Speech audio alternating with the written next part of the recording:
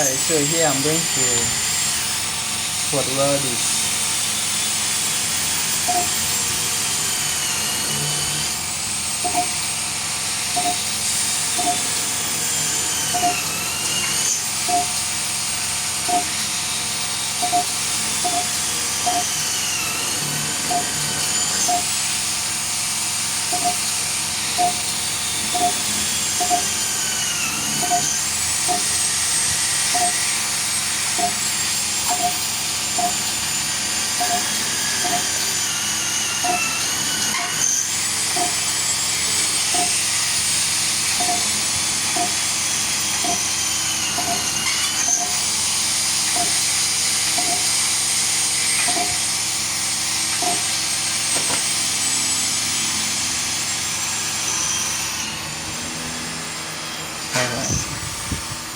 So as you can see, I've now series this to this.